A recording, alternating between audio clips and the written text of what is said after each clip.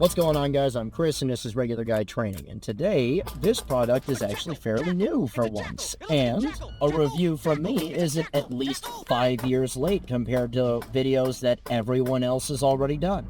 A troubling change of pace, I know, but in the meantime, I've heard quite a few things said about this individual rifle. In addition to this, I've heard quite a few things said that, frankly, annoy me quite a bit. Whether it's the 4.8 billion videos that were made that honestly are just clones of one another, just people spouting a bunch of nonsense that you could easily read off of a website and hitting the 10-minute mark because they need to hit the 10-minute mark because they need to put ads on it and then call it good. Or you have people that received a broken rifle, chose to review the broken rifle, and then judge it, versus receiving a functional rifle and judging it based off of the way it was supposed to actually work. A bunch of other people that just started inventing issues with a gas system, which boils down to you don't know how an adjustable gas system works.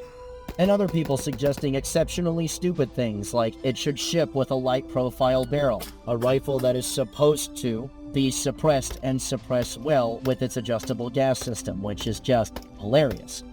But instead of all of that nonsense, we decided to pick up a properly functioning set of components that you could just say is the rifle itself. And the reason why I say that is because I use my own AR lower, and it takes an AR lower, so it's a JAKL. And then we proceeded to cycle 6,000 rounds through it.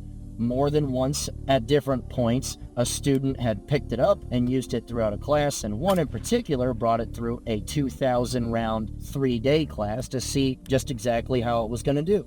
And more important than all of this, we were going to go ahead and answer one question in particular that a lot of people have been asking since the thing came out and since improvements were made to the original design, and that is the JAKL actually worth it?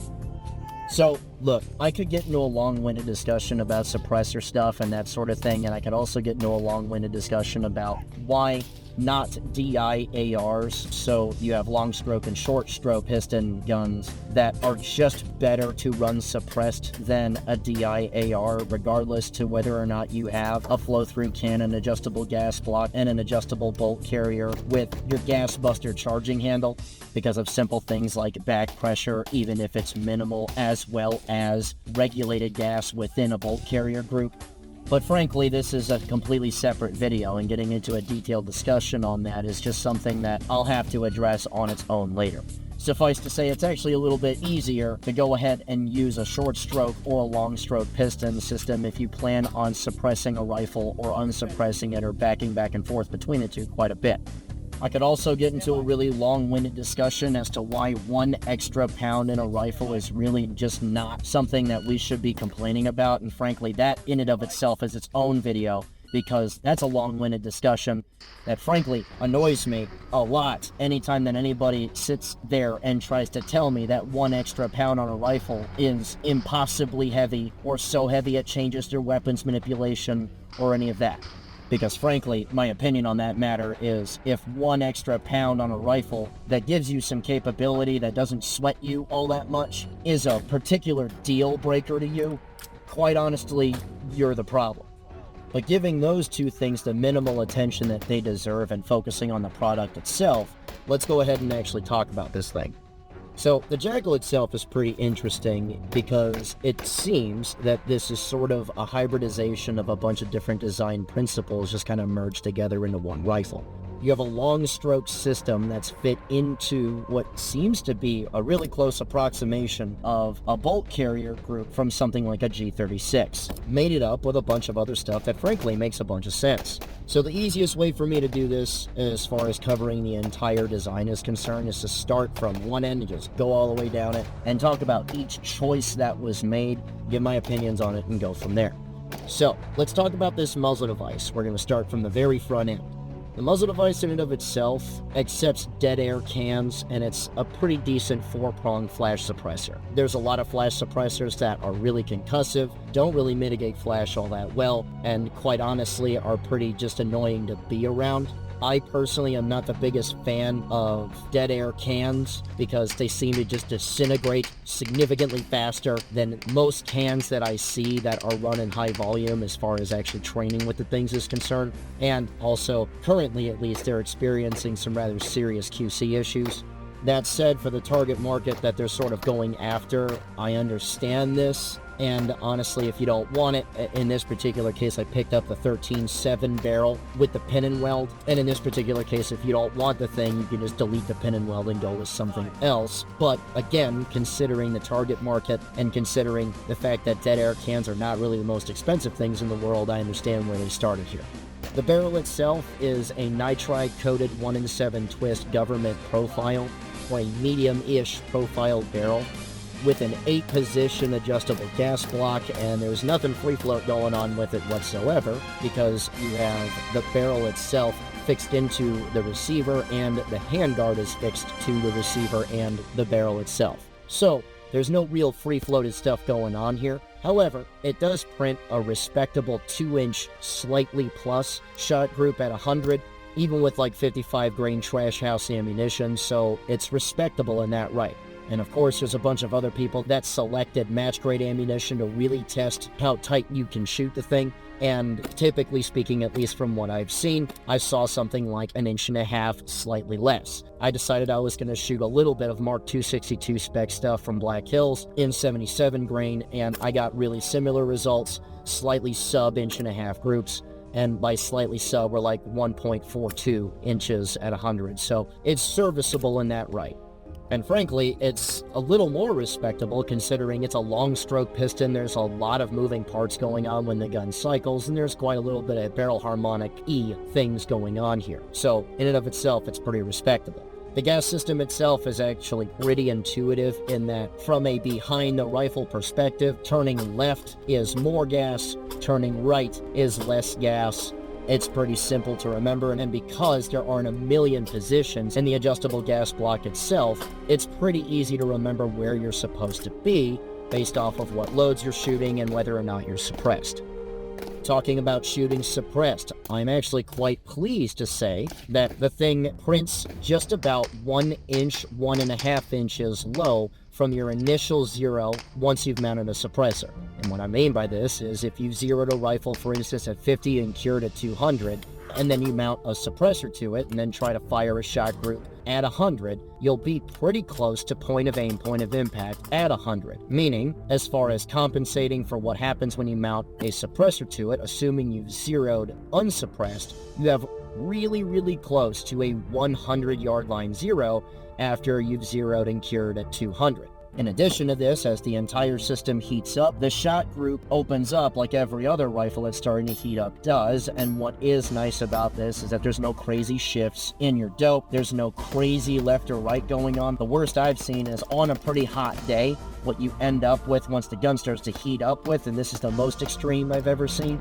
is at 100 it starts to shift about 1/4 inch to the right as well as open up, which frankly is respectable. And frankly, it's probably a result of a series of choices that were made pretty smartly in favor of the design. For instance, it does not sport a low-profile barrel, which would just create greater shifts in POI once you've hung a suppressor on the front end of it. Also, the barrel itself is fixed in at 4 different places into the receiver and the handguard itself, and the barrel itself, or at least a barrel extension, is shrouded in what seems to be a purposely molded trunnion that is then fitted into 4 horizontal slats in the receiver itself.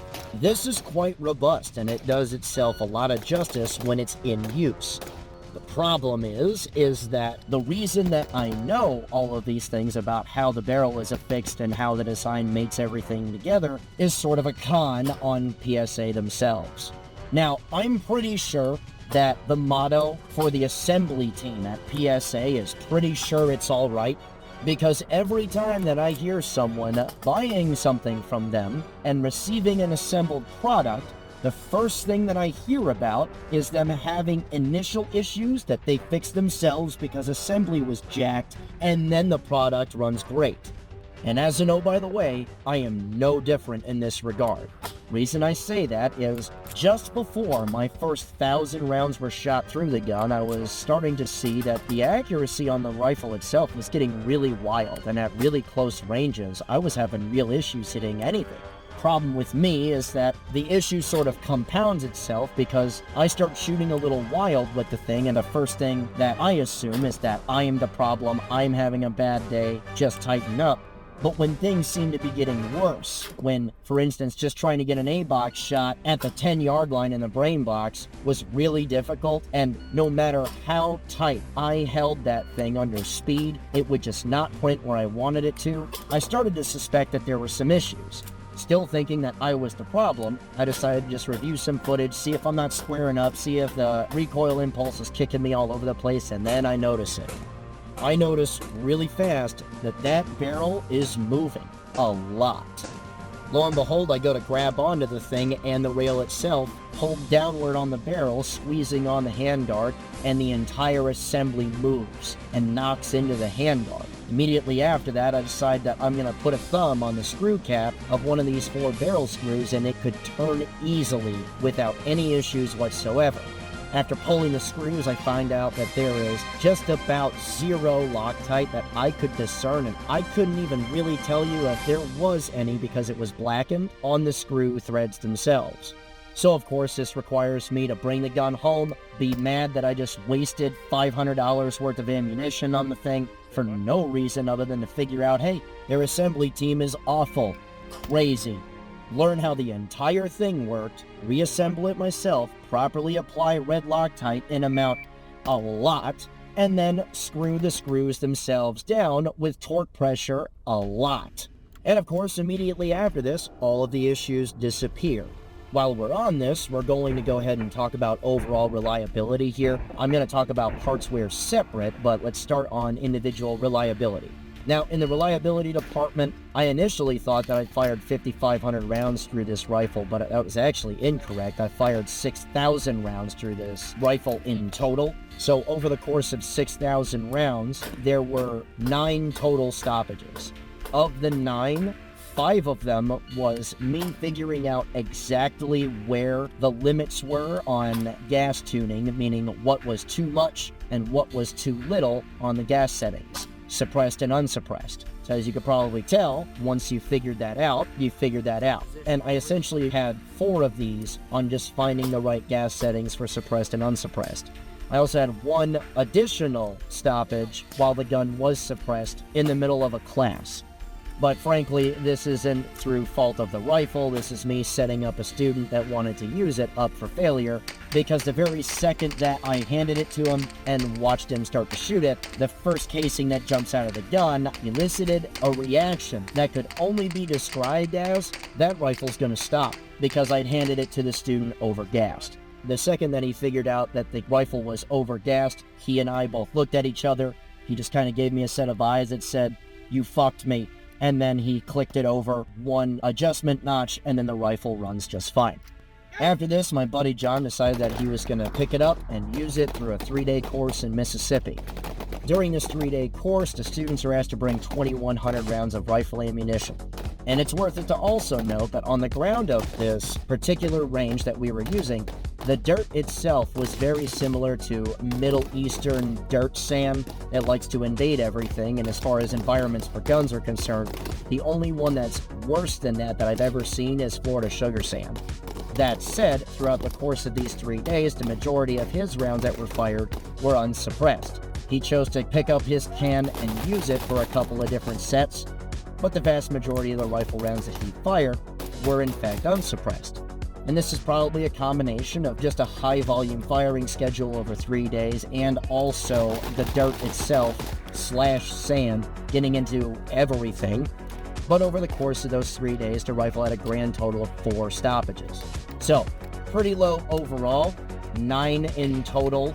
4 of these were me messing around. 1 was me setting somebody up for failure inadvertently, and then 4 legit stoppages that happened over the course of a 3-day class. And as far as the stoppage count is concerned, 9 in 6,000, 1,000 of those suppressed in total, is not a whole lot, at least to me. So I'm going to go ahead and call it perfectly serviceable as far as a rifle is concerned. Moving on to this handguard, we're set up similar to a lot of modern handguards today. The 3, 6, and 9 are M-LOK compatible. There's a lot of vent holes. 12 o'clock is a 1913 section. As previously stated, not free-floated, but it is also nice to say that the handguard itself is hooked up in 4 different places to not just the receiver, but the barrel itself, meaning you have a pretty robust setup as far as that's concerned. The handguard that's on this particular rifle seems to be the same one that's used for their 10.5, which is perfectly adequate. There's plenty of space as far as just attaching things to it is concerned. And once you've had some time to play with some setups, you're in pretty good shape. I will say, though, that there is one really odd design choice that kind of puzzles me to no end. Because on the 12 o'clock portion of this 1913 section on this handguard, there is a lot, and I mean a lot, of space that's just not used. And the only thing that I've ever been able to use it for is a backwards mounted Troy folding sight, which it seems to be sized about perfectly for. And while I personally get that, and while I honestly run backup irons on everything that I use anyway, certain setups and configurations and mission sets that you want for this may leave you pretty restricted on space, and it may require you to either move those irons to a different spot or to remove them entirely. To have more 1913 space up top toward the front end of the gun would probably be a wiser choice in the future. But who knows what the decision-making process was as far as that's concerned. It puzzles and frankly kind of annoys me, but it is what it is. Now, end of the day, is this really that big of a problem? No, not really, and I haven't really heard anyone else mention it as an issue either, but understanding that I like to play Tetris with my guns a lot, this is just something that sort of stood out as an annoyance to me personally. Again, not the end of the world, but still irritating. As far as the charging handle is concerned, this one seems to be the enhanced version, or the better made than the original version that seemed really small, kind of hard to get to, and this one just seems a little bit more robust. In addition to this, the sled that this rides in is, at the very least, better heat treated or better reinforced than the previous versions, because I've heard of more than one case of these breaking. Now, quite unlike a non-reciprocating charging handle SCAR, this gun actually works, so the fact that you have a sled that doesn't impede any moving components function, as well as be something that you can wrap your thumb around or just dodge throughout your individual use, is something that is, well, it's there, it's useful, and it's out of my way. I will say, though, at least to me, that there's only really one good place to put this charging handle, and that's on the left-hand side. Reason I say that is, if the charging handle is on the left-hand side of the gun, there is a really effective way for you to lock the action to the rear with one hand. Now, this isn't just for wounded shooter drills and things like that, where you have to have an answer for a stoppage one-handed. It just makes life more convenient in general. That said, while we're talking about wounded shooter drills, and I recognize this is a really niche thing, but I would like to have an answer for if my rifle goes down and I'm down to one hand. With regular ARs, that entire process is extremely annoying, but it's doable. And with this individual rifle, the answer is right in your face, and it's really easy to do. So while this wouldn't be the end of the world if it wasn't there, or if I wasn't able to lock the action or rear with one hand or whatever, while this wouldn't really be a deal breaker for me, it's just a nice quality of life improvement to just have the charging handle on the left-hand side. That said, the QD cup for this is free spinning, and I gotta tell you, anybody that thinks that that's a good idea anywhere, ever, needs to be Lennied immediately. And if you didn't get that reference, you're probably way younger than me. Therefore, I don't like you because you don't get that reference. But anybody that decided that a free spinning QD anywhere was a good idea should just go the way of Lenny really, really fast. Because I'm over it. If you haven't had to deal with it, you'll be over it really quickly, and nobody should do it ever. Moving on, and up top, we have a monolithic 12 o'clock rail, which isn't technically required because the vast majority of ARs that exist on planet Earth don't have a monolithic 12 o'clock rail, but it is nice, and it's a nice thing to have. Scooting back a little bit more, let's go ahead and talk about this bolt catch here. Now, I understand why a lot of people really don't like the fact that it doesn't take standard AR bolt catches, and I'm actually in that camp because if there was just barely enough space for me to fit a bad lever in there, I would put one in there. What I'll also say is I understand that engineering requirements force certain compromises in certain things.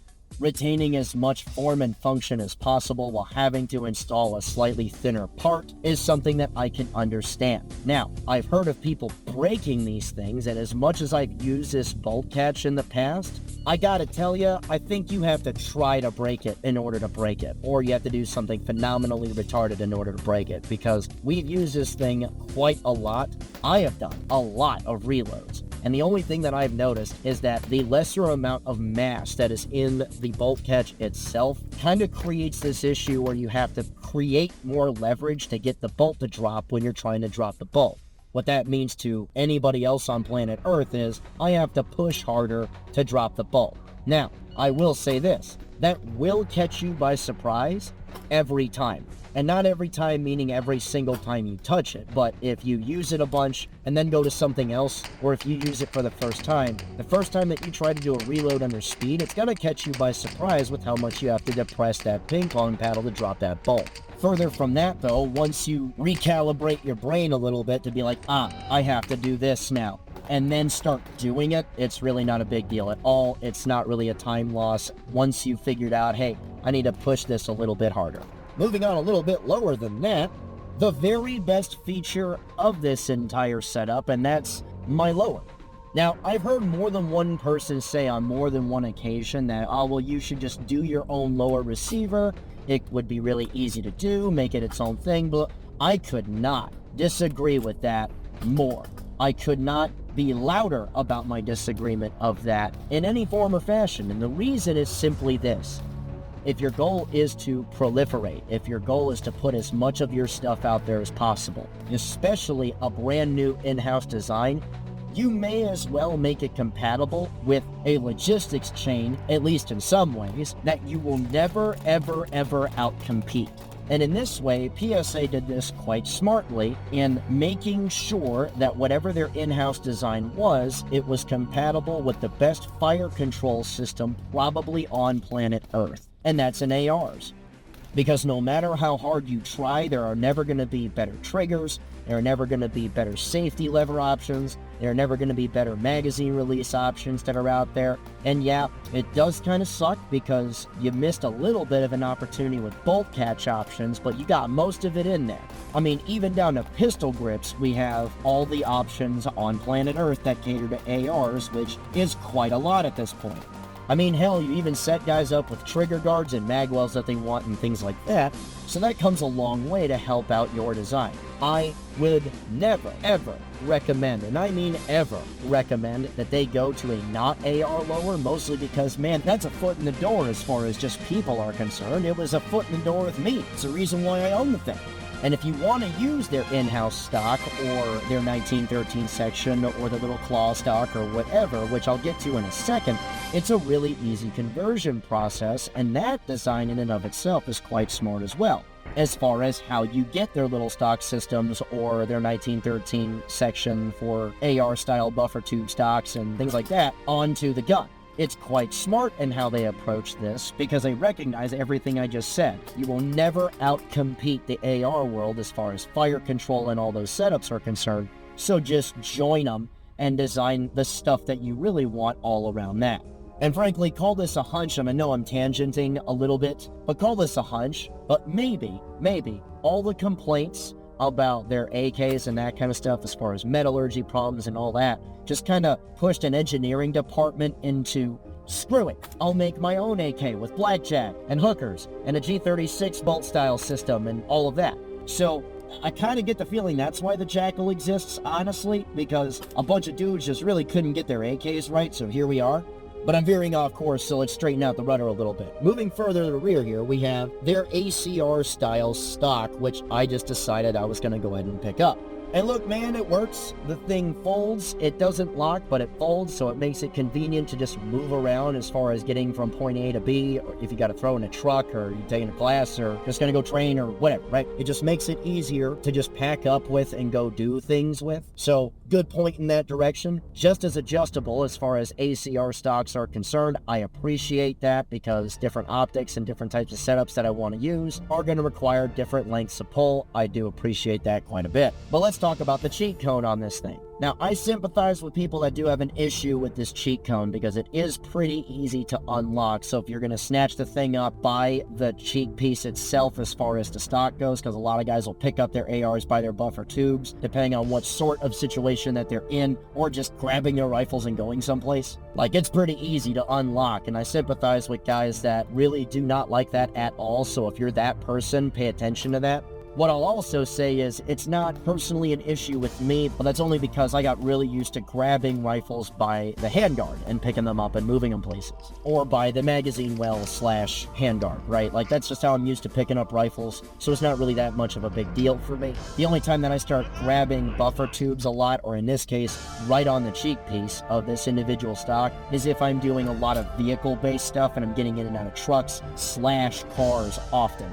In which case, this is something that is absolutely in the foreground of my mind, and I'll just leave the cheek piece down and get used to it in that way. So, if this is a problem, cool. If it's not, cool. I'm just letting you know that reviews you've seen about the cheek piece are not an isolated event. This just seems to be the norm. The other thing that I've heard that, at least to me, doesn't make a ton of sense as far as people just kind of finding problems with a product is the butt pad on the stock having the slightest curvature on it. Look, I'm a wiry guy. I'm a really wiry guy. I've never had shoulders in my life. I've just been an animated coat hanger with Vietnamese fight in his blood, okay? I have never, ever, ever been someone that can just deal with weird stocks, that can just put up with certain things and it not bother me. For instance, an AMD 65 wire stock is the rudest thing I have ever tried to use in my entire life, and when a gun with that wire stock cycles, you can see the recoil impulse in my friggin' shoelaces. And I'm here to tell you, that's really not a problem. This butt pad having the slightest curvature on it is just non-issue nonsense that people just find problems with. I don't get it, especially every person I've ever seen that just like magic has a problem with this particular butt pad is always significantly bigger than me as far as stature, size, shoulders, everything. So take it from the wiry dude that gets poked and prodded by everything kind of awkwardly anyhow. It's not a big deal. Don't just create a big deal for no reason, guys. The only real fault that I find in this stock actually comes in two flavors. One, free spinning QDs, Lenny, moving on. Second, I'm not sure if this happened or if this was shipped this way, but over time we saw, or at least we thought, that the stock itself picked up a bend. Now, this was a little puzzling to me because this happened pretty early on during the 3-day course in Mississippi, but it never escalated as far as more bendiness is concerned. And typically speaking, if you start to bend plastic, it'll keep bending. So when it was pointed out to me that the stock was bent a little bit, we paid very close attention to it, and it never really graduated as far as that bend is concerned. Now, is this a big deal, and can you tell when you're using a rifle? No, and no, because it's not a big bend. It's very, very subtle, to the point where if I wasn't staring at it directly, and if our autism wasn't firing on all cylinders as far as paying attention to individual details for this review, we would have probably never noticed it. In fact, the only reason why it does bother me is because looking at it sort of itches my autism a bit, as previously stated.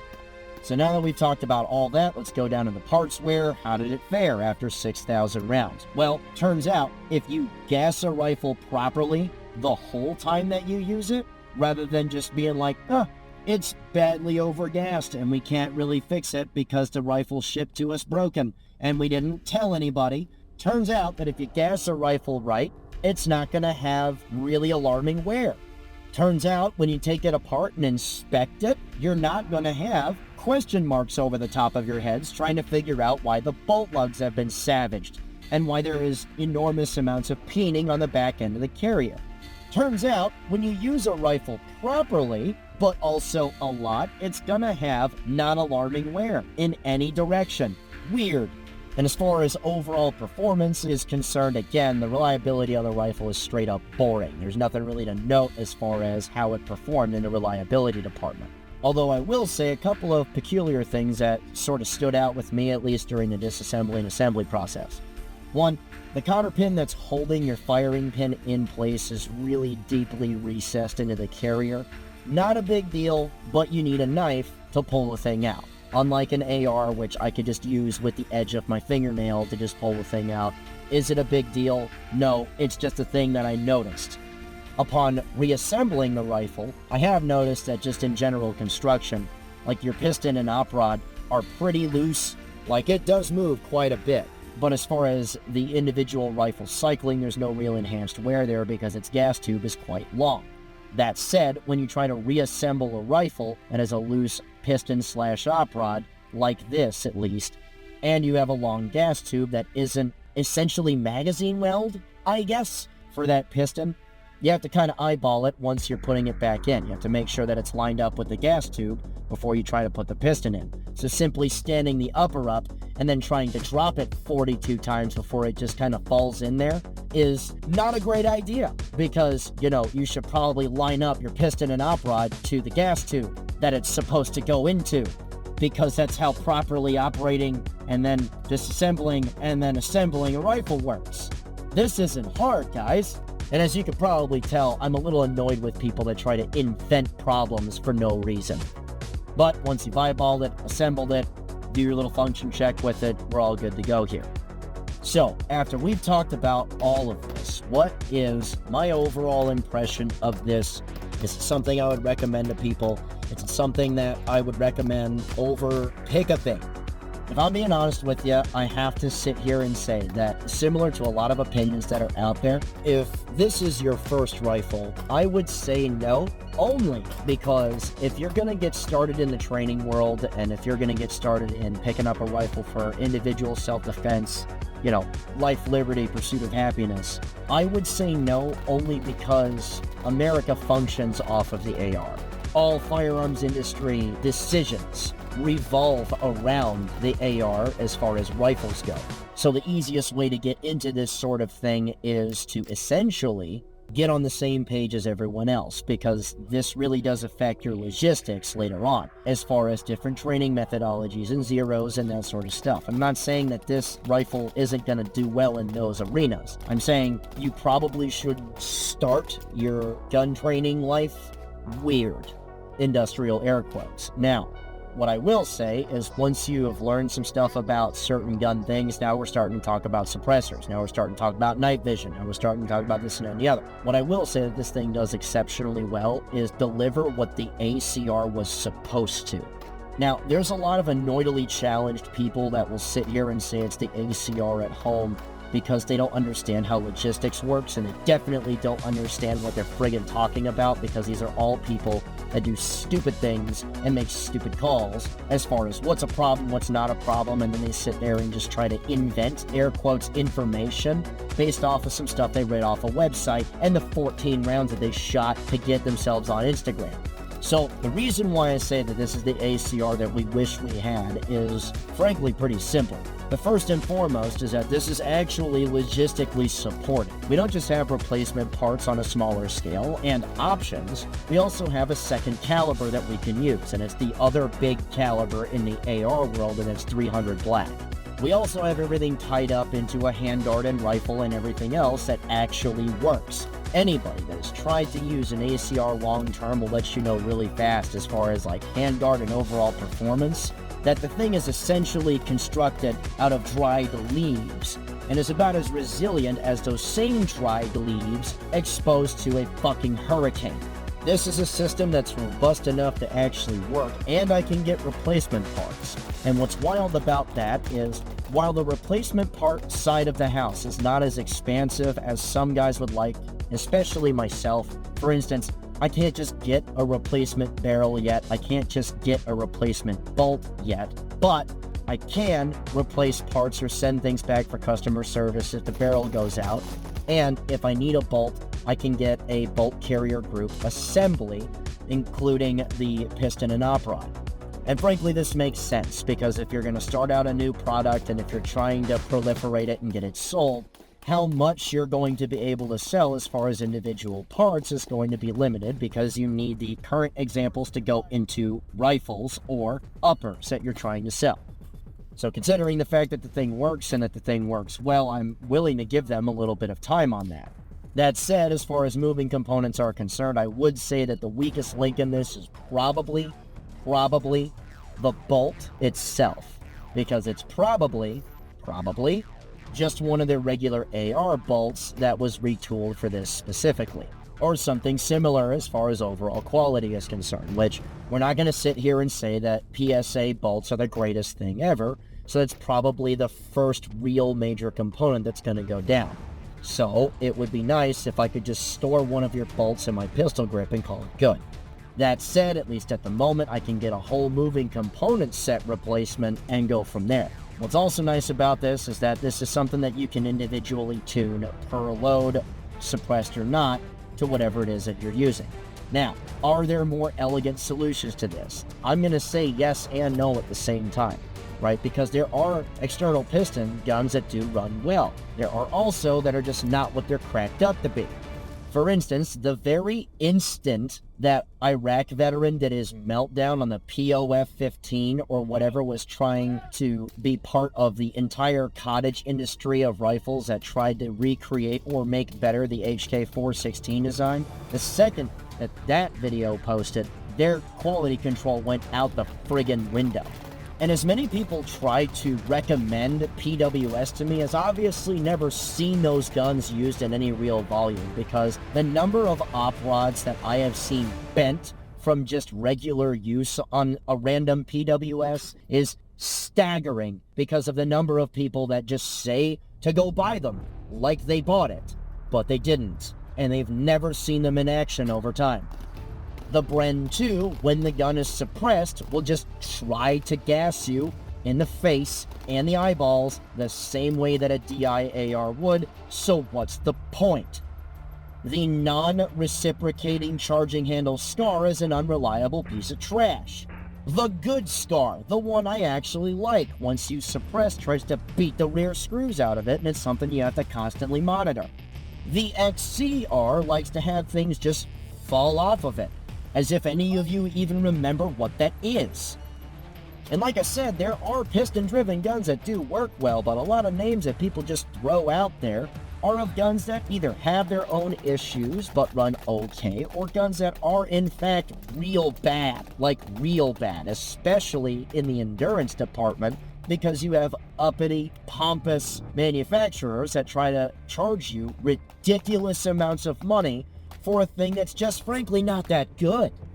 And again, these are the same types of folks that try to use the words game-changing and special in their marketing taglines that in the back of your mind you know that they're nonsense, but then when you see it happen and then you watch people squirm and still try to talk about their product like it's the greatest thing ever, it's just insulting to have to see. And then of course when I see it in the comments section of people that clearly didn't use these things coming out and saying, oh well, I just prefer this and that, you don't use it, man.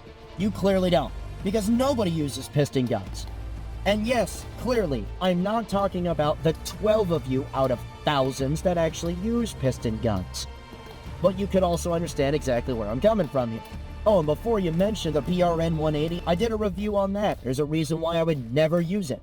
But instead, we have replacement parts, more than one caliber, multiple upper options, multiple stock options, and it mates up to an AR lower, making it quite possibly the most adaptable external piston-driven rifle that's on the market, because you can also tune it to what it is that you're using. In other words, it's the ACR that we wish that we had. That for a complete rifle, you're spending about $1,300 on, and then on a upper, roughly $11, depending on what configuration you use. The 10.5s are a little bit cheaper. I'm going to keep using it. It works really good. I'm going to use it for a bunch of different things, especially once I get done with a couple other reviews that I'm doing here. And honestly, that's that. So, If you want to come out and train with us, you absolutely can. There's a lot of stuff on our calendar to include Georgia, Pennsylvania, specialty classes like the vehicle and the dedicated AK class. Our standard handgun and rifle stuff is up. You can also take private classes with me, provided you contact me, which is not hard to do. Just go to the website and the link in the description below, and we can set something up. In addition to this, if you want to support us through Patreon, you absolutely can. The support that you give us has been instrumental in our ability to continue to do this. Also, if you want to get something out of it, $41 a month gets you as much training as you could possibly handle, unless we're dealing with logistical nightmare stuff or private classes. Logistical nightmare stuff meaning one class, and that's the vehicle class for pretty obvious reasons, and private classes for pretty obvious reasons. Other than that, everything is fair game.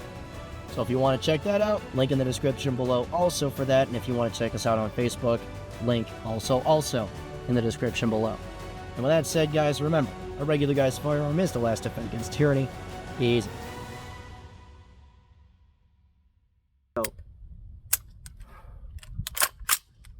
Guess I needed to load that. Here it is.